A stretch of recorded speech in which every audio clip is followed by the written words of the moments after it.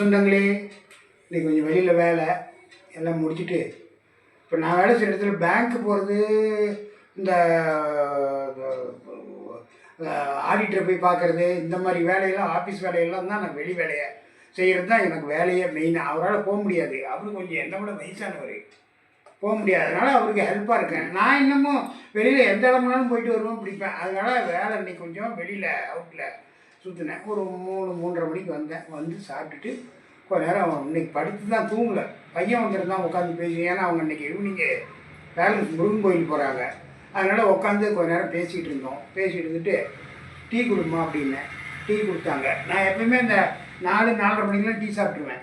Tea கொடுத்தாங்க. இங்கே பாருங்கள், டீ நல்லா நுர பொங்க. எங்கள் பொண்ணு ஒரு பொண்ணு சொல்லியிருந்து வீவர்ஸு, அதுலேருந்து பாருங்கள், இது அரிசி போண்டா, நல்லா சூடாக சுவையாக இருக்கும் இந்த அரிசி போண்டா. கொஞ்ச நேரத்தில் இது வந்து ஒரு 10 நிமிஷத்தில் செஞ்சிடலாம்.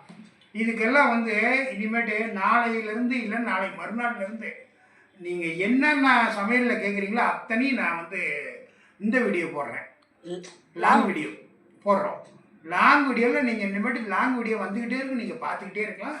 எல்லா பொருளும் சமையல் பொருளும் ரெசிபி போடுறோம். எல்லா சமையல்லையுமே ரெசிபி யார் யார் என்ன ரெசிபி கேட்குறீங்களோ அந்த ரெசிபி எல்லாம் இனிமேட்டு போடலான்னு முடிவு பண்ணிட்டோம்.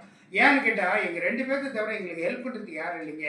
எங்கள் மருமகன் வந்து கம்ப்யூட்டரில் உட்காந்துக்கிட்டு அது அந்த வேலையை பார்க்கும். அதுக்கு மீதி மேலான இருக்கிறவங்க தான் இந்த நாங்கள் டூ-இட் பாயிண்ட்டுக்கிட்டு எடுக்கிறது. அதுக்கு டைம் எல்லாம் வந்து இதில் எடுக்காது. நான் இப்போ போய் கற்றுக்கிட்டு வந்துட்டேன் லாங் வீடியோ எப்படி எடுக்கணும் என்னன்னு. அது நாளையிலேருந்து எடுக்கலாம் அப்படின்னு முடிவு பண்ணி வச்சுருக்கிறேன்.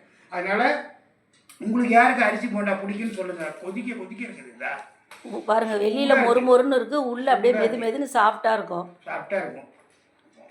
இது வந்து சாப்பிட 2-3 நான் சாப்பிடுவேன். இருங்க சாப்பிட்டு கற்கலான்னு பார்த்ததுன்னா சூடு. அடியப்பா செம்ம சூடு,